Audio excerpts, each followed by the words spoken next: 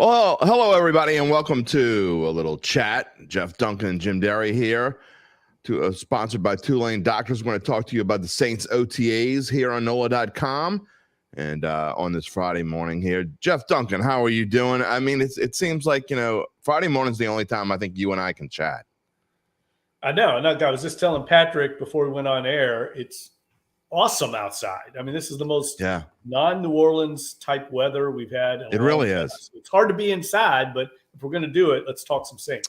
Well, I know people find this hard to believe, but I went to the gym yesterday and walking outside around the gym, it was like 81 degrees. I'm like, man, this feels I wish this could stay.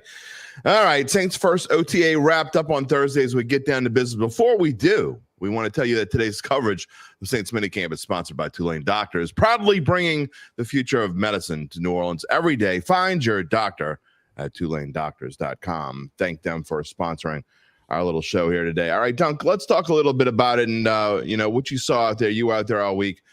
What was striking to you out there at camp and at OTAs this week? Well, let me just preface this by saying, I mean, this is always my disclaimer with the offseason. I mean, this is basically orientation, right? I mean, these offseason workouts are the initial installation that all the newcomers are going to get to the offense and the defensive systems that the Saints run.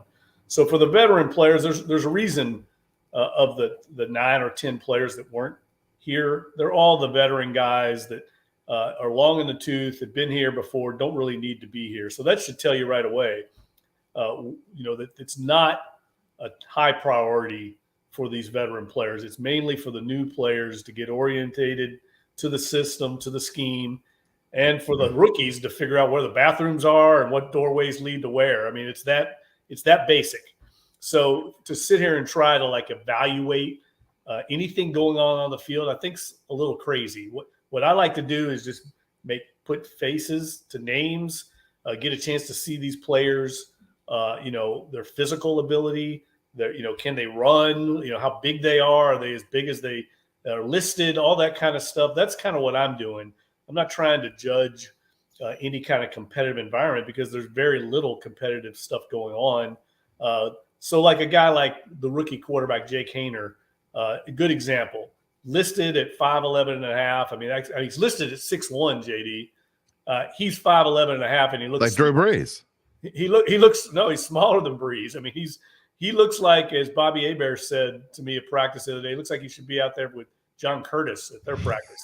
I mean, he is tiny by NFL standards, but the ball comes out quick. He knows where he's going with it. He's smart. The chains move, that kind of thing. That's what I'm watching. Just the intangibles more than the physicality. Jerry, good morning. Thank you for following us around. No matter where we go, Jerry is there. He says, who dat? And we thank him for joining us here on our show, sponsored by Tulane Doctors on the Saints OTAs.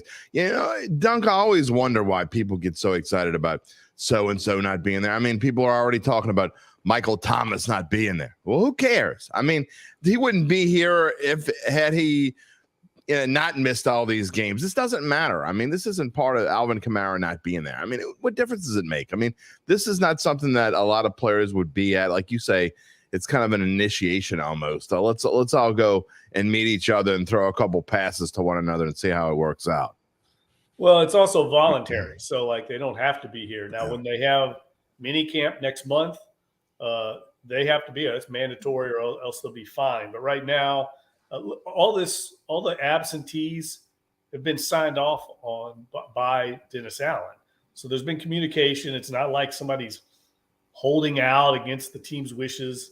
And Michael Thomas is still trying to rehab back from a procedure to remove hardware from his foot that was used to repair his injured foot. So he wouldn't be working out anyway. And a lot of the players that aren't here are doing similar type of rehab. So do not stress about that. This is for the newcomers to learn what's going on with the Saints. Is there anything that you've seen in the last few days? And again, we take everything with a grain of salt when it comes to the OTAs, but is there anything that you've seen over the past few days that jumped out at you? I was reading about, this long pass between Derek Carr and Chris Olave and how they seem to be getting on the same page. And maybe, this is the time that he's going to use to get in with some of those receivers and start to figure out which ones he's going to be able to count on. I mean, this is when that begins. But is there anything that really jumped out at you? Well, that pass is a great example of what I'm talking about. Derek Carr just threw that baby up, and he threw it in the middle of like 4 defensive backs, and it was like a punt. Any of those defensive backs in a game would have knocked that ball down. It would have never gotten caught. They were trying to avoid getting tangled up and getting hurt. So you read that, and everybody gets all hot and bothered about it, and actually it might have been intercepted. So, I mean, You can't read. That's my point. Reading too much into these type of situations, I think, is foolish right now. Now, the one thing I liked about that was Chris Olave did go up to get it, and that's not his strength. I mean, he's not a competitive catch guy, but the defensive backs basically just stood there, kind of watched him catch it because they didn't want to get hurt. So, these competitive situations are very few and far between at this time of year. What I like to see is the intangibles. How's Derek Carr? Who's he talking to after a play? Who's he going up to? That's the kind of thing Drew Brees used to always tell me, watch and see who I'm talking to. Right. If I'm talking to them, they're going to be a part of our plan. You know what I mean? And so I like to see the interaction between the coaches, see how many questions guys are answering, how they're being integrated in, who's playing at what positions. Those are the kind of things I like. Where are they starting out?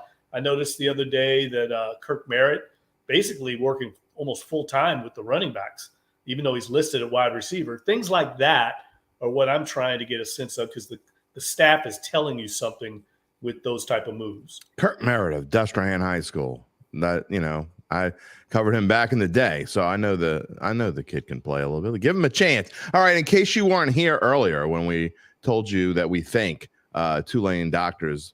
Tulane Doctors is sponsoring our show today. And in fact, today's coverage of Saints Mini Camp is sponsored by Tulane Doctors, proudly bringing the future of medicine to New Orleans every day. Find your doctor at TulaneDoctors.com. All right. I want to talk a little bit about Derek Carr.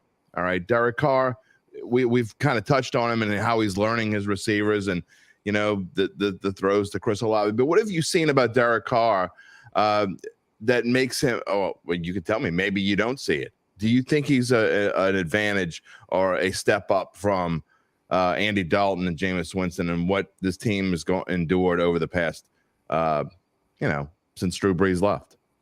Well, I mean, it's obviously too early to tell. That'll play out on the field in the fall. But what I like that I'm seeing from Derek Carr is he's clearly in command. I mean, there's no doubt about that. He's the guy.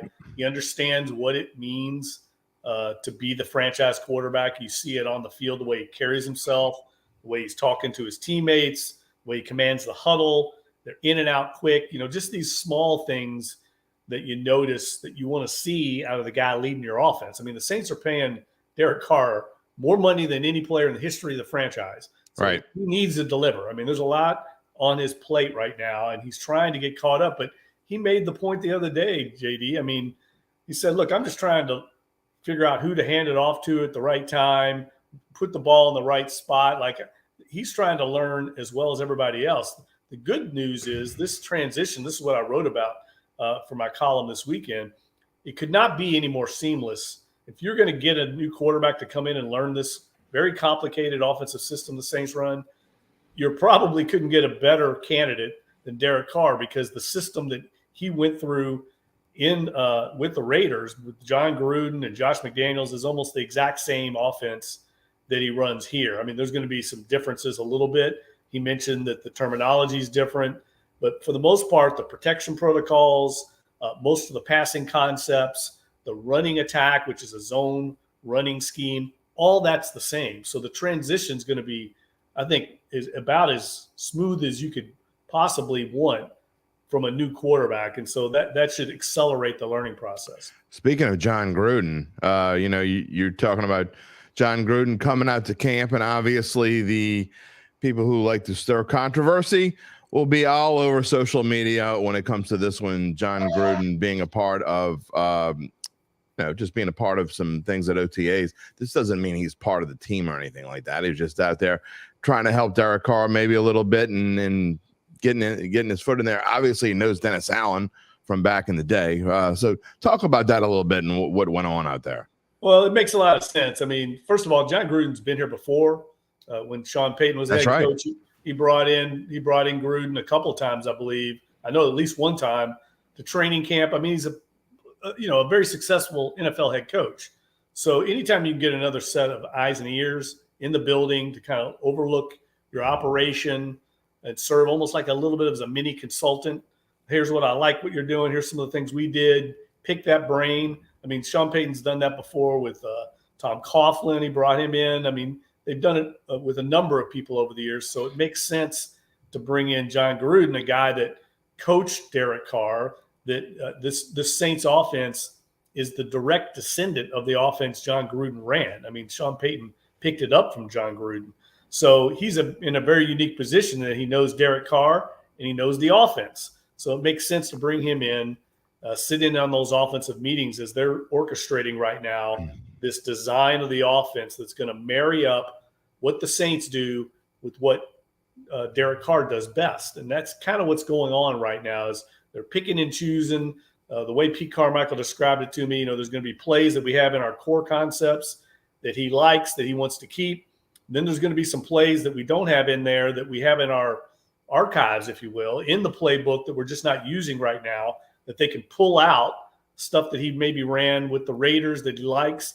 And then there's going to be some things that they don't have at all that they're going to have to integrate into the offensive system that Carr ran before that maybe were just concepts that the Saints never had. So it's going to take a little while. This is going to be an ongoing process that will carry over all the way to training camp as they kind of put Derek Carr's stamp on this attack. Do you think this is something that could lead to something more permanent, at least behind the scenes, that we don't necessarily hear about every day or see him on a sideline during a game or anything? But do you think this is something that John Gruden could be a part of this team in some sort of way? No, I mean, I'm speculating here, but I just think he's coming in to do what he's done in the past. Just come in and be a resource for Dennis Allen, the coaching staff, and Derek Carr. Okay, let's move on. And before we end the show today, because we're not going to be on a whole long time today, but I do want to talk about what's coming up in the near future, right? You have your regular OTAs, and really, I mean, if you think about it, we're almost to June. So when you get to June, that's when the calendar really starts turning over, and then we're only 8 weeks from the start of training camp. So just kind of give us an idea of what the Saints schedule is going to look like over the course of the next 8 weeks before training camp begins. Well, they have basically 16 opportunities to go on the field and practice, and they're going to use all those. So when you hear the term OTA, organized team activity, that's basically just a practice. They're going to be on the field. They're voluntary. That's why there's a difference between an OTA and a mini camp. Mini camp is mandatory. But between the mini camps and the OTAs, they'll be on the field 16 times. And that also includes the 3 days that they were out there with just the rookie mini camp. So it'll really be 13 days of workouts on the field with the entire team. And as I said before, this is the early installation. So the way it works, JD, is they start installing from ground zero. I mean, from the very beginning, they install the offense and the defense. So veteran players are going through this for the 20th, 30th time they've been in their careers. They know everything. But then there'll be they'll go through the whole installation of first down plays, then second down, third down. They'll go through red zone. They'll go through, specialty situations, short yardage, all those kind of things. And then they'll start it back over again at training camp and start from ground zero again and go through the whole playbook, first down, second down, the same thing. So it's a layered installation, repetitive type learning process to where it starts to sink in after the third or fourth time that you go through the regimen. And then once the season starts, it's all game plan specific. So there's no more installation, obviously. How much does the playbook change between quarterbacks? Like with Derek Carr coming in, what kind of percentage would you give it that things are going to change? I mean, obviously you want to put things in for Derek that, wasn't in before that might've worked better for Andy Dalton or Jameis. How much is different? Do you think? How many new plays or terminologies changed now that it's Derek Carr? Well, it's not going to change any. What's going to change is what they use from the playbook, if that makes sense. And that's the way it's always been explained to me from Sean Payton, to Joe Lombardi, to Pete Carmichael. The Saints have this vast inventory of plays in their arsenal, in their playbook, if you will.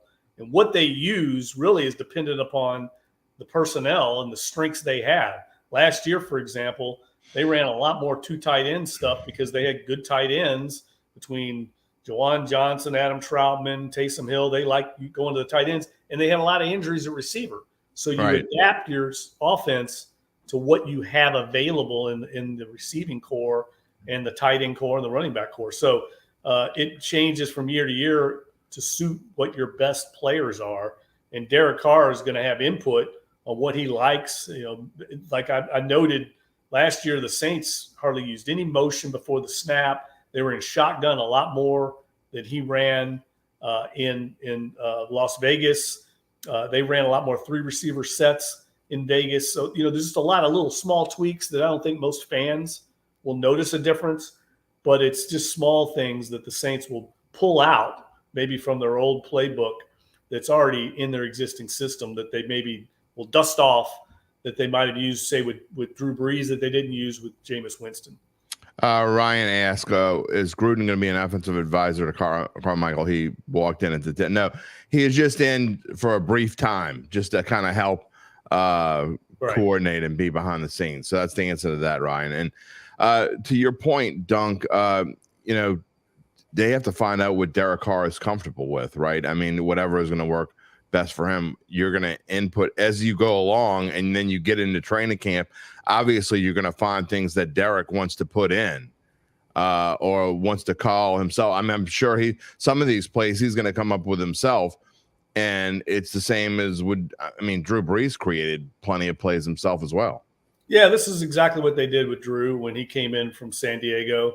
They pulled some stuff from what the Chargers ran, implemented it into their system. So it's no different. I mean, I think they did the exact same thing with Jameis Winston. Now, what you're going to see differently, I think, is you're going to see a lot more on the plate of Derek Carr at the line of scrimmage. This is something the Saints are really excited about. His ability to get to the line like Drew Brees did and read the defense and then get into the right play. And what I mean by that is they'll call a play in the huddle that has two options. And when they get to the line of scrimmage, they see what the defense is aligned in, and then they adjust and they rely on the quarterback, Derek Carr, experienced guy, to get them in the proper play. That was a struggle, frankly, the last couple of years. They did not do very well with that. That's why you saw a lot of negative plays, something that Drew Brees was a master at. And I think the Saints coaches are excited about Carr's ability to do that. There's people, I'm reading some of the comments that we haven't shown. They're just, already poo-pooing on Derek Carr. It just boggles the mind that even people, if you're a Saints fan and you're going in there, and I know there's been a lot of negativity about, people can find negativity in anything, but you got a new quarterback after what you've seen for the past 2 years, why people wouldn't be excited about having a Derek Carr in it. Even if you're not a huge Derek Carr fan, it boggles the mind that you wouldn't think that this wouldn't be an improvement. You don't even have to think it's a major improvement, but anyone who doesn't think that this is at least somewhat of an improvement, it boggles the mind. I mean, where's the optimism? The way I try to explain it to people is, he's not going to come in and be Drew Brees. I mean, there's only one Drew Brees.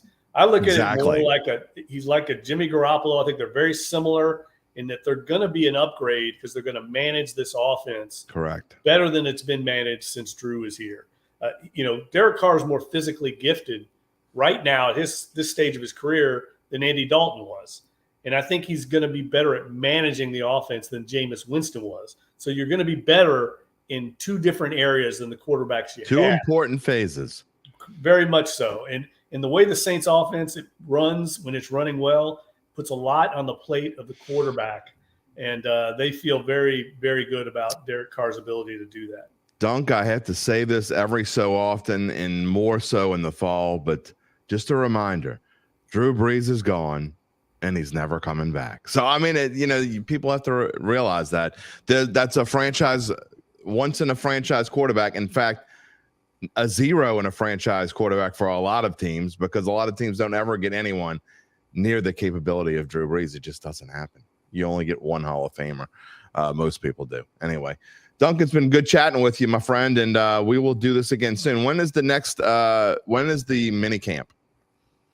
It's in the middle of June. I forget the exact dates, but like next week will be OTAs, and then there's another week of OTAs, then the mini camp mid-June. All right, and we're going to start Datitude back up too. So we'll have you. How have you done so far with your horse race betting? It hasn't been good. I mean, the Preakness is one of the worst Triple Crown races I've ever seen as far as the field. I had National Treasure. Not fun to bet on that. I didn't win a whole bunch, but I did have I did put some chunks on National Treasure to win it. So, you're on a roll, man. I am on a roll, and I don't even know what the hell I'm doing. But I picked Bob Baffert more than I picked the horse, so I happen to get it right. Not a bad way to go.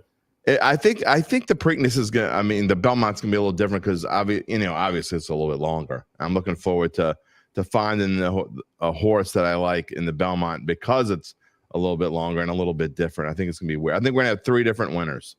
You think that's what's gonna happen? I'll be shocked if anybody beats Forte in the Belmont. So really, okay, yeah. All right. But that would make 3 different winners. So. Well, I'm going to take Dunk's word for it. All right, we're going to do this again soon. Again, Datitude is going to be back next Friday. I'm not sure who my guest is. It may be Jeff Duncan. It may not be Jeff Duncan. It may be just me by myself. Who knows? But we're going to do this again. We thank Tulane Doctors once again. Today's coverage of the Saints minicamp is sponsored by Tulane Doctors, proudly bringing the future of medicine to New Orleans every day. Find your doctor at TulaneDoctors.com. Next time we have minicamp, again, as Dunk says, in the middle of June, we will be doing this little show again, and we thank you for joining us, and we will see you then and on Bayou Bets on Tuesday and Thursday of next week. Thanks for joining us, everybody.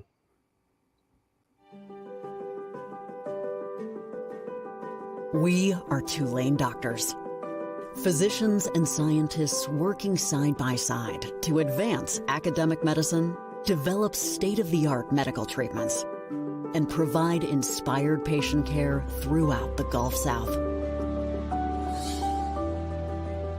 Tulane Doctors, the future of medicine is here.